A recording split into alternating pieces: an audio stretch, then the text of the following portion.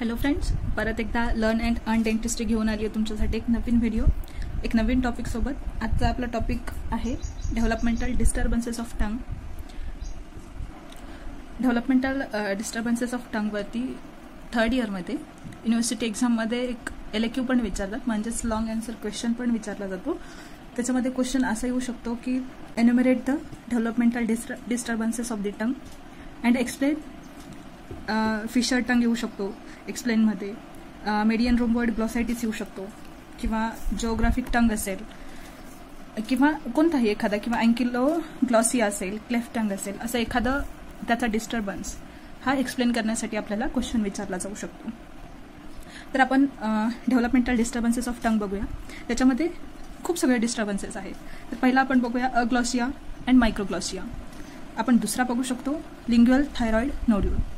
Third microglossia, ankyloglossia, cleft tongue, fissure tongue, median rhomboid glossitis, geographic tongue and hairy tongue. आपण एकानंतर एक बघणार आहोत। आपण फक्त मिनिंग्स बघूया। तिथे अग्लॉसिया म्हणजे की इथे डेव्हलपमेंटच होत नाही टंगची। मायक्रोग्लॉसिया म्हणजे की जी नॉर्मल साईज असते आपल्या टंगची त्यापेक्षा छोटी साईज डेव्हलप होणे। मायक्रोग्लॉसिया म्हणजे नॉर्मलपेक्षा मोठी साईज असणे। अँकिलोग्लॉसिया म्हणजे की किंवा त्याला आपण टंग टाय सुद्धा म्हणू शकतो अँकिलोग्लॉसियाला। क्लेफ्ट टंग मध्ये म्हणजे की जिथे टंगचे दोन भाग असतात। फिशर टंग म्हणजे ज्यामध्ये की टंग्सवरती फिशर्स किंवा ग्रूव्ज म्हणू शकतो प्रेझेंट असतात। मेडियन रोम्बॉइड ग्लॉसायटिस आपण बघणार आहोत नेक्स्ट व्हिडिओमध्ये। जिओग्राफिक टंगवरती पण बघूया, हेअरी टंग पण बघूया, आणि लास्ट लिंग्युअल थायरॉइड नोड्यूल्सवरती पण आपण नेक्स्ट व्हिडिओमध्ये त्याच्याबद्दल शिकणार आहोत। तर आज आपण पहिला टॉपिक शिकूया आपला, तो म्हणजे फिशर टंग। आपण फिशर टंग बघणार आहोत। फिशर टंग म्हणजे काय आहे, म्हणजे काय असतं याच्यामध्ये नेमकं, त्याच्यावरती काय असतं, ग्रूव्ज दॅट व्हॅरी इन डेप्थ। टंगवरती ग्रूव्ज असतात, किंवा आपण त्याला फिशर्स म्हणू शकतो। आपण ग्रूव्जलाच मराठीमध्ये चर म्हणतो। ग्रूव्जचा अर्थ काय असतो की एक इथे असा प्रॉमिनंट पॉइंट असतो, आणि जर हा प्रॉमिनंट पॉइंट असेल तर हा डीप पॉइंट असतो। याला आपण म्हणतो चर किंवा ग्रूव्ज और फिशर्स। आणि यांची डेप्थ जी असते ती व्हॅरी असते। व्हॅरी म्हणजे की जी एकसारखी नसते। परत आपण बघणार आहोत की हे फिशर टंग कुठे प्रेझेंट असतं, तर dorsal and lateral aspect, dorsal and lateral aspect of tongue. Dorsal aspect म्हणजे काय असणार आहे, डॉर्सल म्हणजे की जो आपल्या वरच्या साईडला प्रेझेंट असतो, ज्याच्यावरती पॅपिलास प्रेझेंट असतात, ज्याच्यावरती आपण जेव्हा फूड वगैरे इंजेस्ट करतो त्यावेळेस जे आपल्याला चव लागते त्या अन्नाची, आणि तो जो सरफेस असतो जो आपल्याला जीभ बाहेर काढल्यानंतर दिसतो, तो वरचा सरफेस म्हणजे काय असतो, डॉर्सल सरफेस असतो। आणि लॅटरल सरफेस, लॅटरल सरफेस म्हणजे आपल्याला माहिती आहे लॅटरलचा अर्थ काय होतो की कडेचा सरफेस। मेनली फिशर टंग कुठे प्रेझेंट असतं, तर डॉर्सल आणि लॅटरल। तर आपण त्याची इटिओलॉजी पण बघूया।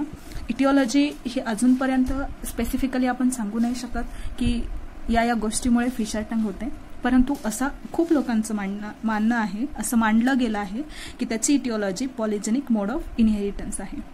आता आपल्याला माहीत असायला हवं, हे भलेही इम्पॉर्टंट नाहीये की त्याचं मिनिंग जाणून घेणं, पण एखादी गोष्ट जर आपल्याला लक्षात ठेवायची असेल तर त्याचा मिनिंग माहीत असेल तर आपल्याला ते पाठांतर करायची गरज नाहीये। आपण लक्षात ठेवलं तर कन्सेप्ट इझी जातात, आपण एक्झाममध्ये खूप चांगल्या प्रकारे लिहू शकतो, आणि मेन म्हणजे आपल्या लँग्वेजमध्ये लिहू शकतो।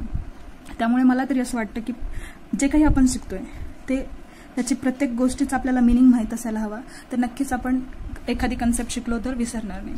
त्यामुळे आपण बघूया की पॉलिजेनिकचा मिनिंग काय होतो। पॉली म्हणजे काय असतं की मेनी, आणि इथे जेनिक म्हणताय, जेनिक म्हणजे जीन। मोड म्हणजे काय असतो, तर मार्ग। आणि इनहेरिटन्स, इनहेरिटन्स म्हणजे काय आहे की एका पिढीकडून दुसऱ्या पिढीकडे जाणं, त्याला आपण म्हणतो इनहेरिटन्स।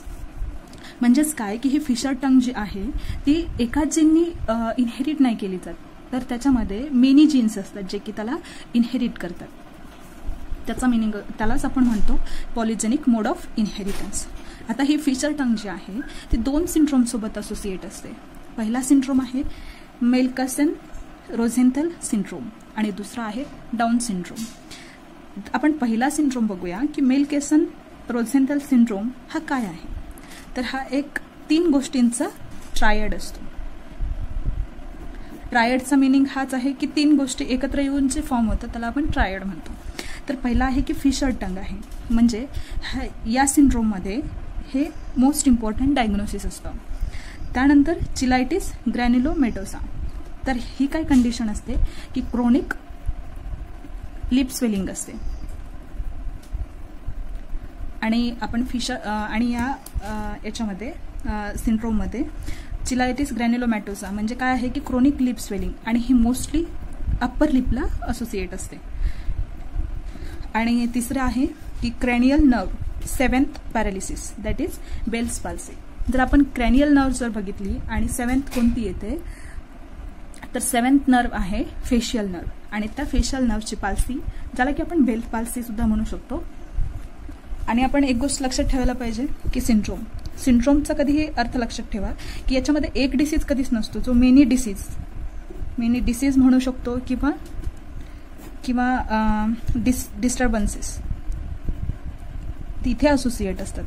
त्याला आपण सगळ्यांना मिळून सिंड्रोम म्हणतो, जो की एका गोष्टीमुळे नसतो. त्याच्यामध्ये खूप सगळ्या गोष्टी असोसिएट असतात, 2-3 तरी गोष्टी ॲटलिस्ट असोसिएट असतात, तेव्हा त्याला आपण सिंड्रोम म्हणतो. आता आपण याचे क्लिनिकल फीचर्स बघूया. क्लिनिकल फीचर्समध्ये आपण बघू शकतो की एक टोटली बेनाईन कंडिशन आहे, म्हणजे ही कोणत्याही प्रकारची मॅलिग्नंट कंडिशन नसते, ही पूर्णपणे बेनाईन कंडिशन आहे. याच्यामध्ये कोणत्याही रेसमध्ये याचं प्रिडिलिक्शन नसतं. त्यानंतर डायग्नोज्ड मोर फ्रिक्वेंटली इन ॲडल्टहूड. आता असं नाही आहे की ही चाइल्डहूडमध्ये आपण डायग्नोज करू शकत नाही, चाइल्डहूडमध्ये पण दिसते, पण जेव्हा कधी आपण ओरल एक्झामिनेशन करायला जाऊ तेव्हा कदाचित आपल्याला हे दिसून येते. परंतु ॲडल्टहूडमध्ये आपण का नोटीस करू शकतो लगेचच, कारण की या कंडिशनचं फिशर टंगमध्ये काय होतं की जसं जसं आपलं एज वाढत जातं तसं तसं या गोष्टीचा प्रॉमिनन्स सुद्धा वाढत जातो, आणि त्यामुळेच ॲडल्टहूडमध्ये आपण मोस्टली हे डायग्नोज करू शकतो. दुसरं क्लिनिकल फीचर आहे असिम्प्टमॅटिक. हे जे असतं ते असिम्प्टमॅटिक असतं, म्हणजे याच्यामध्ये जर आपल्याला एखादी गोष्ट असेल, जसं फॉर एक्झाम्पल आपण बघू शकतो की इन द टूथ पेन होत असेल. पेन ही गोष्ट काय आहे की त्याचं सिम्पटम आहे, म्हणजे ती गोष्ट सिम्प्टमॅटिक आहे, म्हणजे काहीतरी आपल्याला ती दाखवत आहे की माझा दात दुखत आहे. तसं ही गोष्ट जी असते म्हणजे फिशर टंग जी असते ती असिम्प्टमॅटिक असते, म्हणजे जरी आपल्या तोंडामध्ये आपल्या जिभेवरती फिशर्स असतील तरी सुद्धा आपल्याला त्याचं पेन किंवा ते जाणवत नाही. परंतु जर कधी डेब्रिस एन्ट्रॅप्ट होत असतील त्याच्यामध्ये, आता कोणती पण गोष्टीमध्ये जर ग्रूज किंवा फिशर्स प्रेझेंट असतील तर त्याच्यामध्ये फूड किंवा डेब्रिस एन्ट्रॅप होणारच आहे, आणि जेव्हा केव्हा ही जिओग्राफिक टंग सोबत असोसिएट असते त्यावेळेस ही सिम्प्टमॅटिक बनू शकते. त्यानंतर आपण त्याची साईट बघितली आहे, आपण मागे पण बघितली की dorsum and lateral aspect of the tongue. तुम्हाला मी मागे पण एक्सप्लेन केलं की डॉर्सल आणि लॅटरल अस्पेक्ट म्हणजे काय असतात. डॉर्सल अस्पेक्ट जो की आपण तोंड उघडल्यानंतर जो बघू शकतो सरफेस, तो म्हणजे डॉर्सल सरफेस असतो, आणि त्याच्या लॅटरल म्हणजे जे कडेच्या बाजूस असतात त्याला आपण म्हणतो की लॅटरल अस्पेक्ट ऑफ टंग. त्यानंतर डेप्थ ऑफ फिशर. त्याची जी डेप्थ असते फिशर्सची की प्रत्येक ठिकाणी प्रत्येक फिशर्सची डेप्थ ही 6 mm असेलच असं नाही, परंतु मॅक्झिमम डेप्थ किती असू शकते 6 mm. त्यानंतर व्हेन फिशर्स आर प्रॉमिनंट. जेव्हा केव्हा हे फिशर्स प्रॉमिनंट असतात त्यावेळेस काय असतं, हे फिशर्स किंवा ग्रूज जे आहेत ते एकमेकांना इंटरकनेक्ट असू शकतात, आणि जर हे इंटरकनेक्ट असतील तर काय करतात ते की टंगला, आपली जी टंग आहे त्याला सेपरेट करतात. Dorsum of the tongue separate the dorsum of tongue into the several lobes, आणि हे इंटरकनेक्टेड ग्रूज किंवा फिशर्स आपल्या dorsum of Tangla several लोब्समध्ये separate करतात. हे झाले क्लिनिकल फीचर्स. आपण बघूया त्याच्यामध्ये हिस्टॉलॉजिकल फीचर्स आणि शेवटी ट्रीटमेंट. हिस्टॉलॉजिकल फीचर्समध्ये आपण बघू शकतो की थिकनेस ऑफ लॅमिना प्रॉप्रिया जो आहे तो इन्क्रीज होतो. त्यानंतर फिलिफॉर्म पॅपिली जे असतात, आपल्या डॉर्सम जो असतो आपल्या टंगचा त्याच्यावर पॅपिला ह्या प्रेझेंट असतात, आणि त्याच्यामधला एक टाईप आहे पॅपिलामधला जो की फिलिफॉर्म आहे तो इथे लॉस होतो. त्यानंतर हायपरप्लेजिया ऑफ रेटिपेक्स. हायपरप्लेजियाचा मिनिंग काय असतो की increase in number of sales, आणि म्हणून काय म्हणतो तिथे आपण हायपरप्लेजिया ऑफ द रेटिपेक्स. आणि ट्रीटमेंटमध्ये नो डेफिनेटिव्ह थेरपी रिक्वायर्ड. आपल्याला इथे कोणत्याही ट्रीटमेंटची गरज नसते. परत एकदा आपण पटकन रिव्हिजन करून घेऊया. आपण बघितलं डेव्हलपमेंटल डिस्टर्बन्सेस ऑफ टंग, त्याच्यामध्ये व्हेरियस डिस्टर्बन्सेस बघितले, जसे की अग्लॉसिया असेल, मायक्रोग्लॉसिया लिंग्युअल थायरॉइड नोड्यूल, अँकिलोग्लॉसिया असेल, क्लेफ्ट टंग असेल, फिशर टंग, मेडियन रोम्बॉडी ग्लॉसायटिस, जिओग्राफिक टंग आणि हेअरी टंग. आपण पहिला बघितलं फिशर टंग. फिशर टंग म्हणजे काय आहे की याच्यावरती आपल्या डॉर्सम किंवा लॅटरल एस्पेक्ट ऑफ टंगवरती ग्रूव्ज प्रेझेंट असतात. याच्यामध्ये 2 सिंड्रोमला असोसिएट असते, मेल्केसन रोझेंटल सिंड्रोम अँड डाऊन सिंड्रोम. त्याच्यामध्ये आपण बघितलं की 3 ट्रायड असतो या सिंड्रोमचा. फिशर टंग, चिलायटिस ग्रॅन्युलोमॅटोसा आणि cranial nerve 7th paralysis. Clinical features, ही एक बेनाईन कंडिशन असते. ॲडल्टहूडमध्ये आपण डायग्नोज करू शकतो, असिम्प्टमॅटिक असते.